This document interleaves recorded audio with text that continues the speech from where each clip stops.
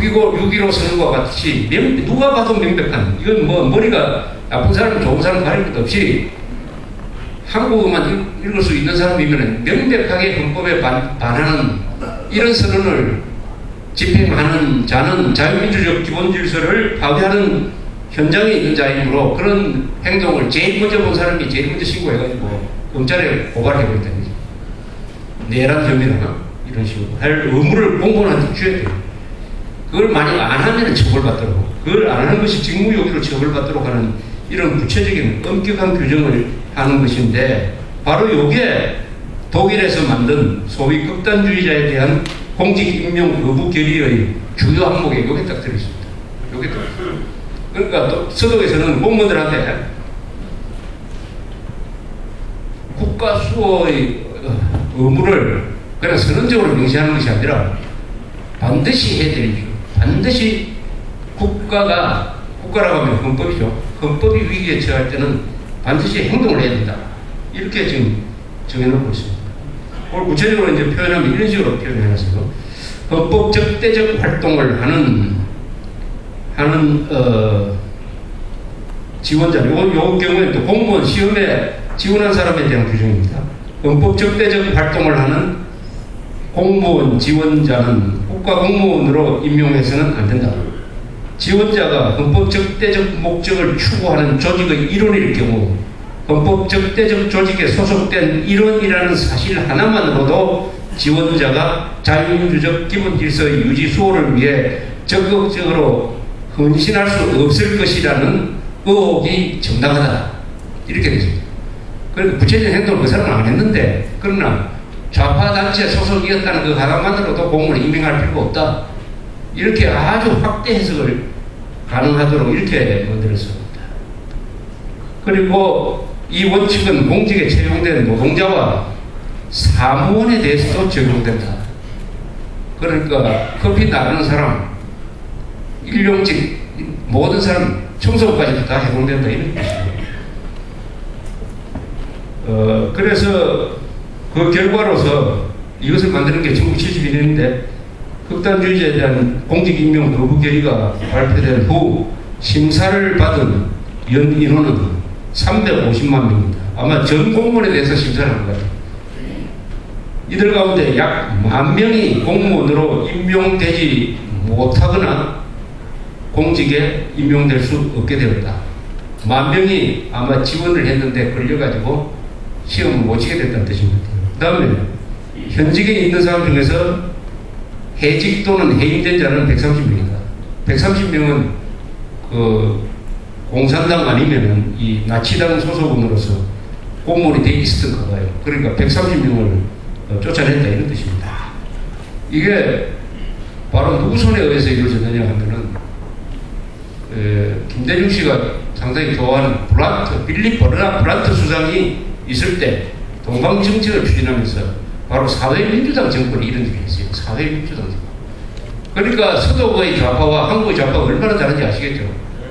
우리가 좌파 하니까 대체적으로 같은 줄 아는데 이 브란트의 이 조치는 우리 이명박 정부도 할 수 없는 거니까 얼마나 요새 한국적 기준으로 하면 극우적인 조치를 한 거니까 극우적인.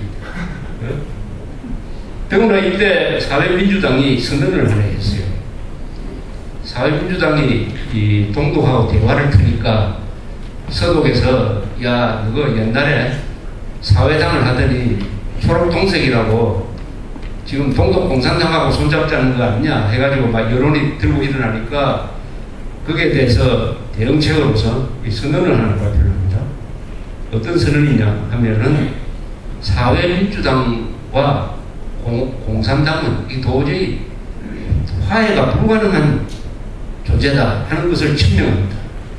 뭐라고 이야기하냐면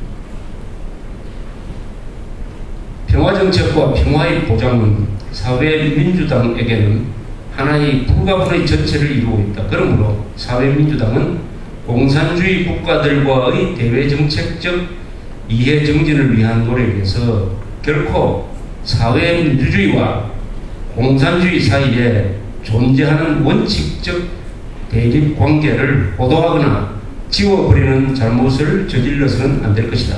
사회민주주의와 공산주의는 추구하는 목적과 목적을 관철하는 방법에 있어서 뛰어넘을 수 없는 엄청난 간극이 존재한다. 즉 사회민주주의와 공산주의는 비슷한 점도 있지만 목적 자체가 완전히 틀리다. 공산주의는 전체주의를 목적으로 하는 것이고 사회민주주의는 민주주의를 목적으로 하고 다 사회민주주의는 선거를 통해서 문제를 해결하려고 하는데 공산주의는 집단주의, 집단 지도체, 집단적 자기들이 말하는 무슨 민주 집중제인가 뭔가 하는 이런 당 중심으로 문제를 해결하려고 하니까 결코 뛰어날 수 없는 엄청난 간극이 존재한다라고 이렇게 딱 선언을 했습니다. 그래서 사회민주주의와 공산주의는 서로 용납 또는 양립할 수 없다. 이렇게 선언했어요. 서로 양립할 수 없다. 이런 선언을 지금 해야 되는, 꼭 해야 될 정당이 한국에 있어요. 어떻습니까? 민노당이죠, 민노당. 민노당이 이렇게 선언을 해야 됩니다. 우리가 지향하는 것은 사회민주주의다. 그러나 북한 주체 소위 주체 사상에 입각한 북한의 사회주의 독재와는 도저히 용납할 수 없다. 목적도 다르고 방법도 다르다. 이렇게 선언하면은 위헌정당으로 좀 안 볼 수 있는 그런 근거가 생길 거예요. 동시에 이렇게 얘기죠. 연방제, 사회주의 지향 이런 거 우리 앞으로 폐기하겠다. 이렇게 하지 않으면은 민노당은 위헌정당임이 분명한 것입니다. 따라서 반드시 해산, 위헌정당에 대한 해산 절차를 밟아야 되는 것입니다. 그동안 북한 정권의 대남 공작에서 어디에 제일 중점을 두느냐 하면은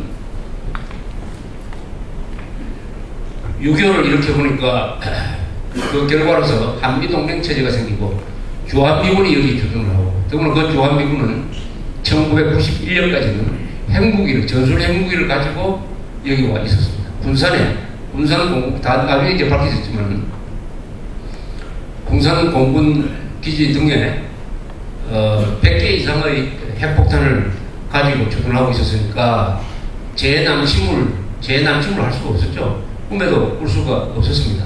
그러면 김일성이가 남침하지 못한다고 놀고 있을 사람입니까?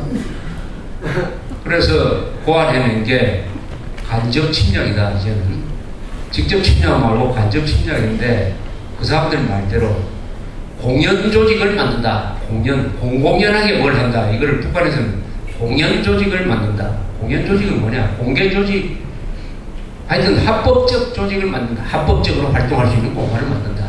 그런 정당을 만들어야 된다. 정당을.